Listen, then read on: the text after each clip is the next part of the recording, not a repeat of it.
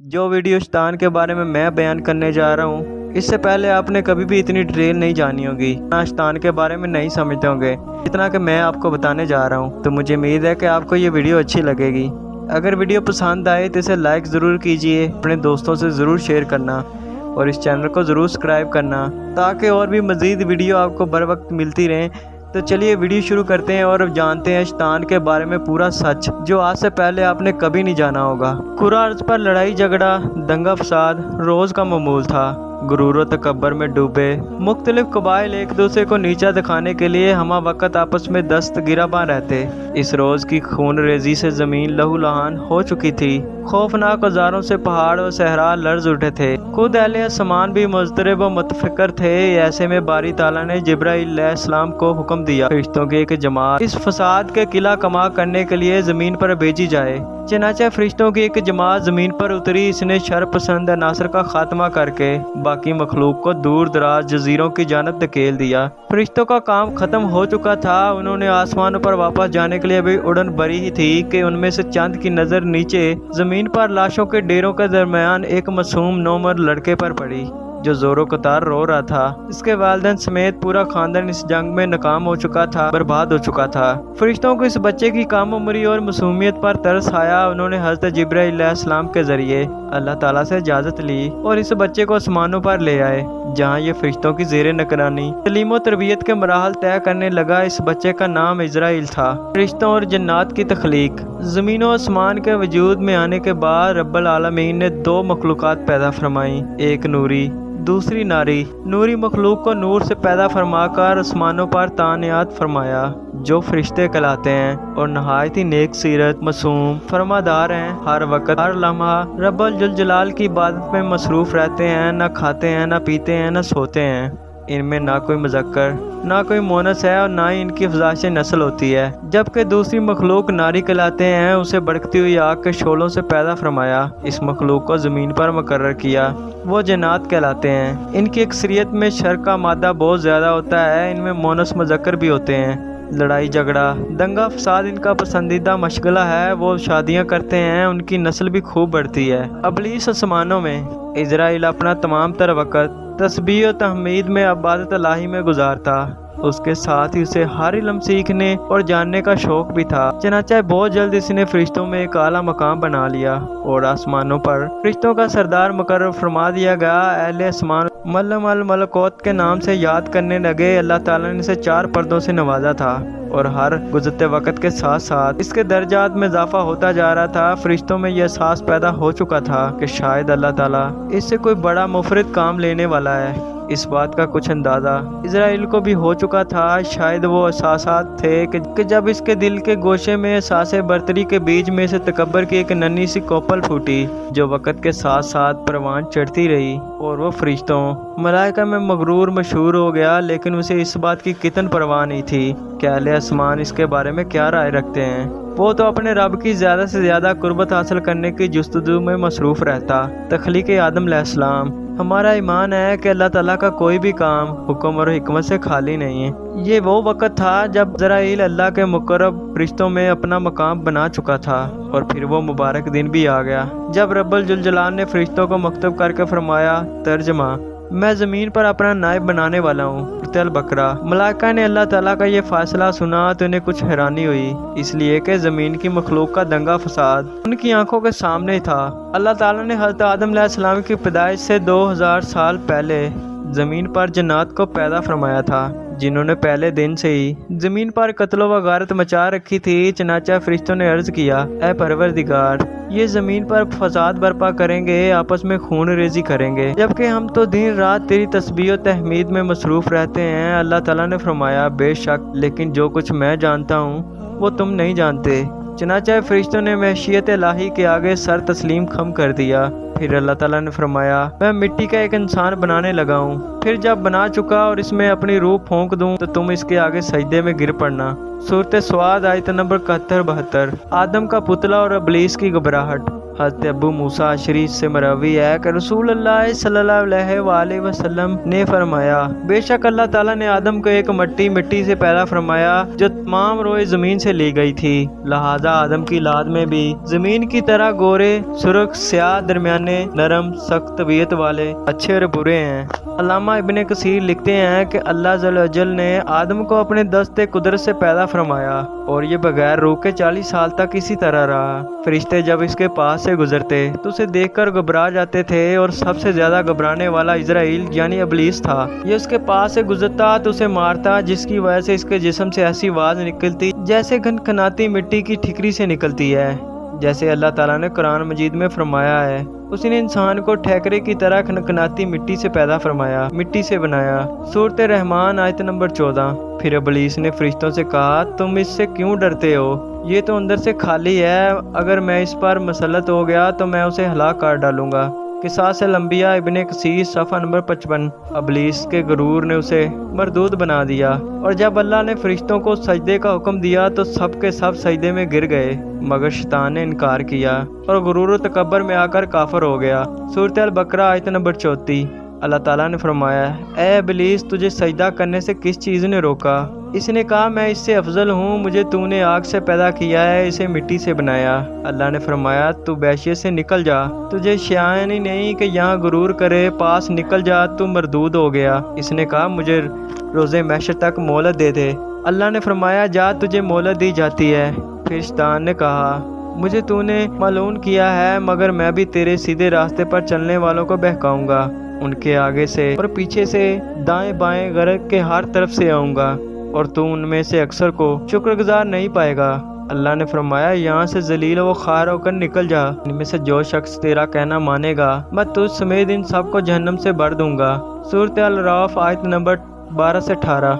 بارگاہ خداوندی سے دہکارے جانے کے بعد شیطان اسرائیل ابلیس بن گیا۔ اس کے غرور و تکبر اور انانیت کی بنا پر اس کی ہزاروں سالوں کی تقدس اور عبادت و اطاعت اس کے منہ پر مار کر اسے عرش سے فرش پر پٹک دیا گیا۔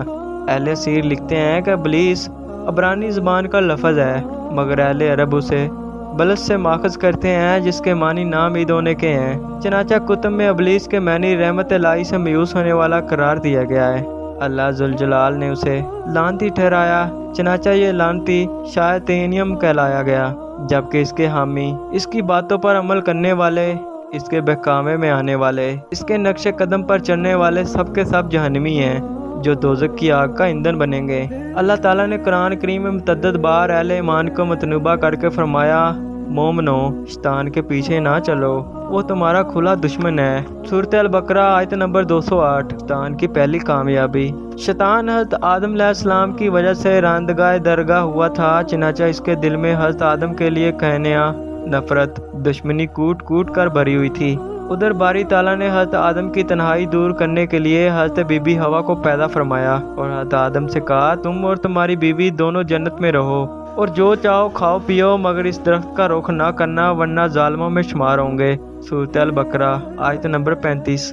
اللہ تعالیٰ نے حضرت آدم کو یہ بھی بتا دیا تھا کہ اے آدم، بے شک ابلیس تیرا اور تیری بیوی کا کھلا دشمن ہے، تو تمہیں جنت سے نہ نکلوا دے، پھر تو تکلیف میں پڑ جائے۔ سورۃ طٰہٰ آیت نمبر 117۔ شیطان کو اس بات کا علم ہو چکا تھا کہ اللہ تعالیٰ نے ایک مخصوص درخت کا پھل کھانے سے منع فرمایا ہے، سو اسے امید کی ایک کرن نظر آئی اور وہ دن رات اس کوشش میں لگ گیا کہ کسی نہ کسی طرح یہ دونوں اس درخت کا پھل کھا لیں تاکہ اللہ کی نافرمانی کے مرتکب ہو جائیں۔ بلا آخر ایک دن وہ اپنی کوششوں میں کامیاب ہو ہی گیا۔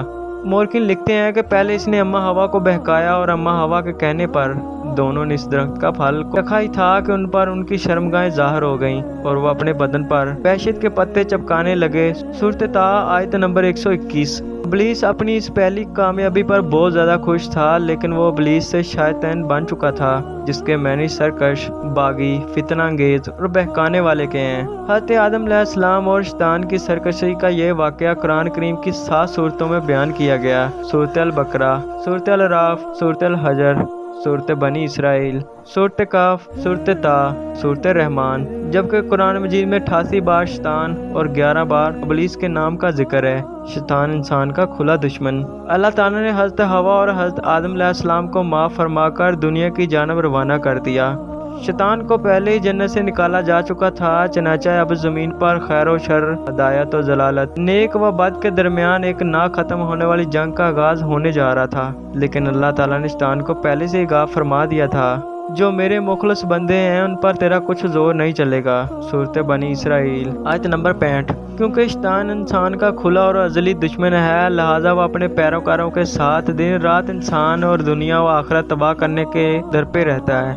दुनिया में हर छोटे से छोटा और हर बड़े से बड़ा गुनाह शैतान की पुष्ट पनाही और मदद के बिना पर सर अंजाम पाता है। दिलों में वसवसे पैदा करना शैतान का सबसे बड़ा हथियार है। चनाचा जदोजहद मसलसल के जरिए वो अक्सर अपनी कोशिशों में कामयाब हो जाता है, लेकिन अहकामात इलाही के मुताबिक नेक लोगों पर शैतान का बस नहीं चलता।